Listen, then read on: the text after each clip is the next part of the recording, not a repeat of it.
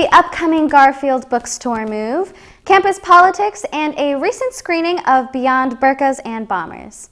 Hello, Lutz, and welcome to News at 9. I'm Roselle Rosales. Garfield Bookstore is closing its doors for good this summer and is moving to a new location. We caught up with students to see what they think about the move. Books, loot gear, and gifts are among the items sold to students by Pacific Lutheran University's Garfield Bookstore. Unfortunately, all this merchandise is about to be packed away for the summer as PLU's bookstore prepares to shut down its current location. We asked students how they felt about the possibility of having a new bookstore situated on campus. If it moves on campus, I'm thrilled. Less walking. I don't really have too much of a preference in it. I mean, there's a little bit of a walk over there, but it's nice to have that nice little building over there. I felt like it was in a good location at the moment, but it wasn't on campus, which didn't help. But at the same time, I think that they could do a lot more with the bookstore and it could help us out a lot more. We sat down with late night host Sam Ellefson, who told us why he's excited for Garfield's closing. Well, I heard about it just recently via The Mast, the newspaper, and I'm kind of excited about it because apparently we've been losing $1.3 million a year through Garfield. So I think that's a good expense that should be cut down on, so I think it's a good idea. It turns out that the bookstore never actually produced a profit for PLU. Next year, the school plans to create mobile kiosks around the UC. The long-term proposal is to move the store to the first floor of Mortvedt Library. So I've heard that they're considering going to the library, which I think would be really cool because it'd just be a lot closer, and they'd also might include a cafe, which would be really nice to have a cafe right there if you're studying late at night. While students are excited for a closer store, the future of the Garfield building is unknown. This is Colton Walter with McKenna Morin and Natalie Mooney for Mast Media. To check out the sales and tweet us photos of all of your swag at PLU Mast. The Global Studies Department welcomed back notable alum Julianne Rose Tuesday for a lecture in Xavier. Rose is a specialist in Islamophobia and is currently working on a master's degree on the subject. During her time at PLU, she filmed a documentary on Islam portrayal in the media and how comedy can increase understanding and awareness. The event featured a screening of the film and a conversation with Rose. Some student reporters talked politics with Lutz on campus as the primary season draws to a close with only a few candidates remaining. The presidential primaries of 2016 have been especially heated and controversial. We set out to hear what PLU students have to say about their 2016 choices. Final two candidates are between Hillary Clinton and Donald Trump. My vote would go towards Hillary Clinton because, one, she's a Democrat, and two, she has always supported women and children. I am going to vote for Ted Cruz. And I'll be voting for Senator Bernie Sanders. Some Lutz, however, are less sure about their candidate choice. I will probably be voting. Probably going to vote for Bernie just because I really like his approach to the election, I guess, and I think that a lot of his ideals are what is going to best fit the country. Well, I'm unsure of who to vote for in the presidential election because of the candidate choices. I'm not really convinced on either side that any of the candidates would be maybe good presidents, but I also think I need to do more research on that. Lutz have a diverse perspective on which candidate is best suited for the job. For more information, visit plu.edu/student-involvement. Senior Emily Steelquist Sustainability Fellowship Talk was held in conjunction with Earth and Culinary Week.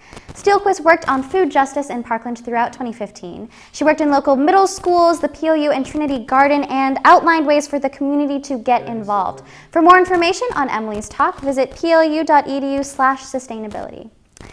Up next is Callan Westring with Arts and Culture talking to students about Study Away. Stay with us.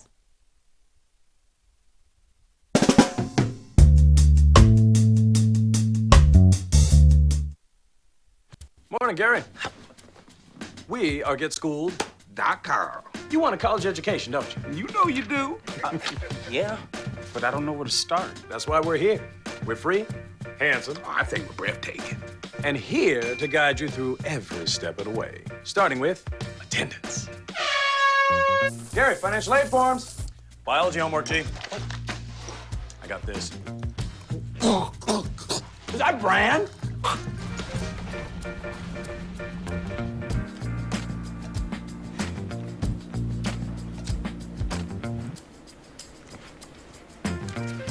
Colleges love extracurricular activities. Chess really isn't my thing. I got this. Doesn't matter. Go ahead. Picking a college, man. You and us. We go together like tacos and Tuesday. And I love tacos. Fire and ice. Those don't really go together. Go to getschool.com for more info.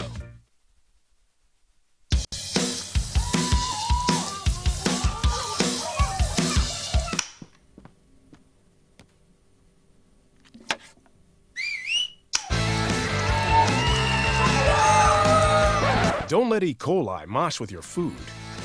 An estimated 3,000 Americans die from a foodborne illness each year.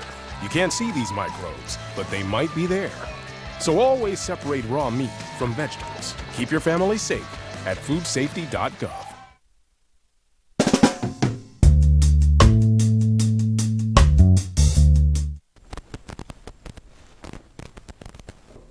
Hello Lutz and welcome to Men's Warehouse, Just Kidding Arts and Culture. I'm Kellen Westring. Lutz, clear your calendars. We have some big events upcoming. Tomorrow is the showing of the Media Lab documentary, These 4 Years, on the value of a higher education. The showing will be held in Karen Hilly Phillip at 6:30. Be sure to go out and support your student media. Showrunners will also debut their year-long project, Thicker Than Water. The series has been kept under wraps, but showrunners have produced the hits such as Dear Emily and Impressions. And check out their Facebook page for more information, and check out the screening in the Black Box Friday at 6 p.m. Have you ever wanted to study away? I know I have. Aaron Baker and Rachel Lovrovich asked students around campus where abroad they would like to go. At Pacific Lutheran University, 1 in every 2 students will study away before they graduate. With access to more than 500 vetted programs, the opportunities to study away seem endless. We asked students where they would like to study away and why. If I could study away anywhere, I would like to go to Spain. I think that the country has a lot to offer in terms of art and culture. Also, because of the current refugee crisis, I would like the opportunity to work with those people and try to make a difference and help them as they're adjusting to their new community. I would love to go to Oxford, England, because it's basically the Ravenclaw of cities.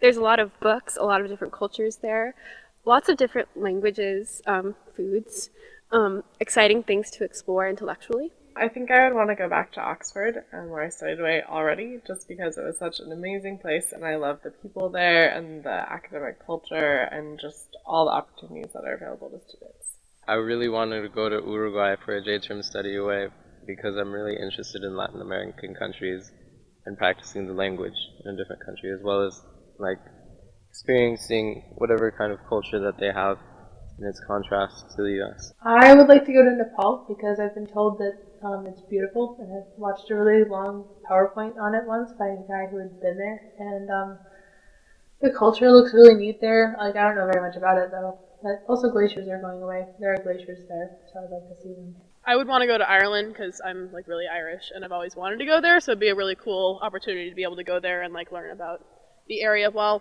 still getting credits and stuff.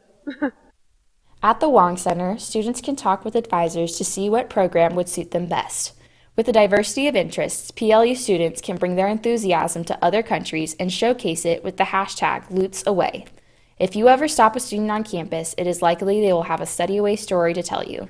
This is Aaron Baker with Rachel Lovrovich reporting for. If you want to learn more about studying away, visit www.plu.edu/Wong Center. Lollapalooza is on the horizon. Mass media sent Sarah Burns and Kelsey Littleton to see what students are looking forward to. With summer quickly approaching, the PLU students are gearing up for all the end-of-the-year festivities, including Lollapalooza. Lollapalooza is a PLU campus event featuring musical talents within the Tacoma community.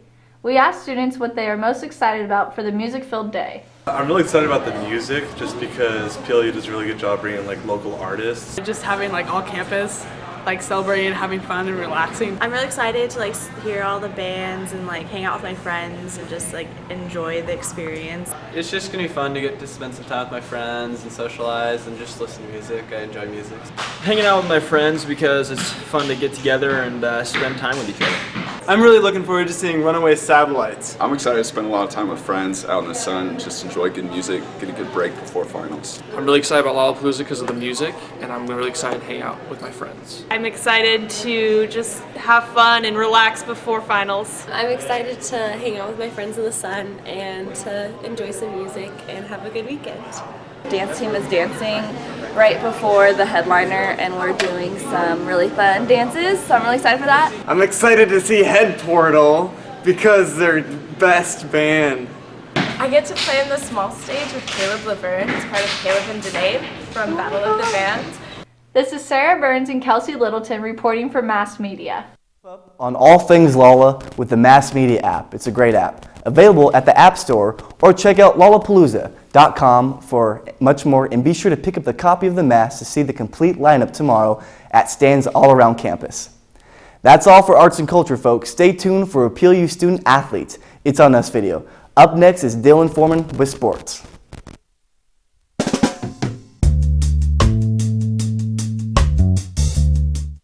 At PLU, we enjoy a community of respect. When you choose Pacific Lutheran University, you choose to be a Lut. You choose to be a part of our family. We take care of one another, regardless of race, ethnicity, sexual orientation, or religion. It's on us. It's on us. It's on us. It's on us. It's on us. It's on us to promote a culture of respect. To support the people around us. Communicate with your friends and teammates. Be there for them. Talk about what's okay and what's not okay. If someone is talking in an offensive way or derogatory way, we call them out on it. Don't let that be a part of our culture. Think about the words used. Words matter. Respect matters. Everyone matters. Don't be a bystander. If you see something, say something. It's on us to distract, to direct, to disrupt. It's on us to look out for someone who's had too much to drink. It's on us to change the situation. It's on us to stop a sexual assault any way that we can. It's on us to set the example. This is our family. It's not you and me, it's not them, it's us. What happens here affects us all. It's on us to create a safe, inclusive, and welcoming place. It's on us. It's on us. It's on us. It's on us. It's on us. Take the pledge to become part of the solution at itsonus.org.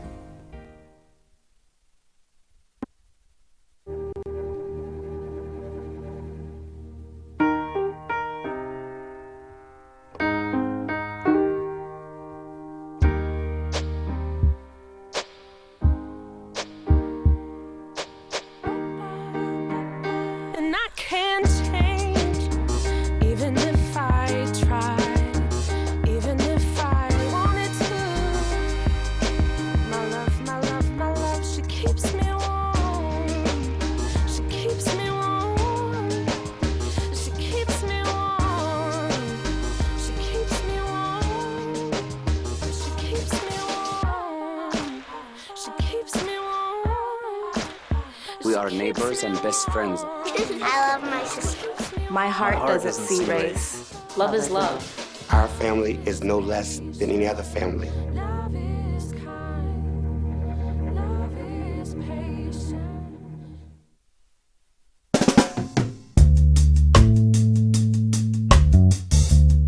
Welcome back to News at 9. I'm Dylan Foreman. In recent years, Pacific Lutheran University athletics has improved greatly. However, home game attendance continues to be lacking support. Mass TV reports. There are about 450 varsity athletes at PLU, not including club sports. The fans section plays a big part in the athletes' performance on the field or court. PLU athletes told Mass TV their opinion on student attendance at PLU home games. Having an audience and having a presence at your home field plays a big part in how the outcome of a game can be. It's difficult to go play away and have their fans be cheering for their home team and getting in the face of the away players, and so it's a big part. Definitely being a thrower on the track and field team, having people there watch me, I try to step up and do my best. The pool gets really loud when a lot of people are there and cheering, and it's really exciting. It helps us go fast because you can feel it in the water when people are yelling. So it's really exciting when people go. PLU athletics is improving as women and men's soccer both took second this year in the NCAA conference. Men's basketball went all the way to the Northwest Conference Championship. Baseball just won the conference championship and is on their way to regionals. However, throughout all the success, the student fans section is still lacking at home games. PLU students gave their opinion on a fan turnout at these games. I think that they could be better advertised. I'm very rarely sure when they actually are. I know that they release the schedules and stuff, but those don't always get to everyone. I live in Tingelstad, and so a lot of my friends who I live with all play different sports. I personally am not an athlete, but I really like to go and support them and everything that they do. I don't go to sporting events, partially because I don't know anybody that are in sports. And so I usually go to things where I have people where I can support them, and since I don't know anybody in the sporting world, I don't usually go to sports. Students gave possible solutions to increase the fan turnout at home games. At the track, we definitely need more seating and benching and covers for the benching. I feel like if that was there, a lot more people would come out because it is outdoors. With the initiatives that the athletic department has been doing in the past, for instance, they had a DJ at a couple of the games this year, as well as providing incentives for student athletes or students to come, like T-shirts and gag gifts and stuff like that. The main advertisement for sporting events can be seen in the dorm bathroom bulletins, the masks, and flyers throughout campus. I usually hear about things through the grapevine, or Twitter's a good resource. Also, posters and stuff around campus is good. I think that publicity is a huge part of that, and also having a unifying front. If PLU supports the athletes, I think that draws students to come, and having a big student base is what athletes need to feel supported by our university. This is Monica Richardson reporting from Mast TV. For more information on sporting events, check out golutes.com or your dorm bulletin. As women's softball has come to an end, the Lutes leave their mark on the conference as 4 players received Northwest Conference honors. Junior Nicole Schroeder batted .419 with 52 hits, including 8 doubles and 7 home runs. Freshman Catherine Hatland earned second-team All-Conference, earning second in runs batted in with 40, and fourth in home runs with 8. First-year Becca Sorensen and junior Emily McConnell earned honorable mention for their brilliant play at the plate and stellar base running. Over to baseball now. After winning the Northwest Conference Championship against Whitworth and earning their second consecutive trip to the NCAA Division III National Tournament, the Lutes were honored with 7 All-Conference honors. Pitchers Corey Nelson and Garrett Brown earned first-team conference honors after Nelson went 6-1, while Brown had a conference-high 9 saves. Third baseman Tyler Thompson, outfielder Brett Johnson, and utility player Drew Ord earned second-team conference honors after compiling serious offensive firepower for the Lutes with their bats. Lastly, sophomore pitcher and first baseman Cole Johnson and junior second baseman Landon Packard earned honorable mention as both provided great efficient defense as well as consistent hitting. On tap for the Lutes is a pair of non-conference games against Linfield and George Fox this weekend while they wait to hear news on their regional playoffs matchup. Alumni, coaches, parents, and players gathered together to raise money for PLU athletics. The men and women's soccer teams as well as the PLU community came together for their annual PLU men and women's soccer auction to raise money for the team. Overall, the auction produced an astounding $26,000 for the programs, which will go towards equipment and other necessities for the two teams. PLU women's rowing won the Northwest Conference Championship this past weekend as the 2 varsity boats narrowly clinched their first title under second-year coach Andy Foltz. Take a look at what Coach Foltz had to say about their win and their year as a whole so far. Having dug and gotten to a place where, it was really, it was a battle the entire way through, and, going essentially stroke for stroke with Lewis and Clark, and to come out on top, once we found out the result, I was really proud of them. Just that boat went through a lot of adversity through the week, and to be able to come out and put together, maybe not their best race of the year when it really mattered, but to be able to battle through that and come out on top was so proud of that group and so proud of the rest of the rest of the team really for you know, they've been pushing the standards since day one this year and have just continued through it. Even when we started to win some races early on, they've never settled. They've never felt like, you know, 1 win or 2 win here and there was good enough. It's been really great to watch them continue to push the envelope and push their workouts incredibly difficult. Our team goals are to get the team qualified for the NCAA championships, and that's a little tricky. The team is actually comprised of 2 boats, our first varsity 8 and our second varsity 8. Right now our team is ranked number 1 in the West region, and our first varsity 8 is also ranked number 1 in the West region. The NCAA selection committee looks at all of the teams across the country and determines, okay, which 8 teams need to go.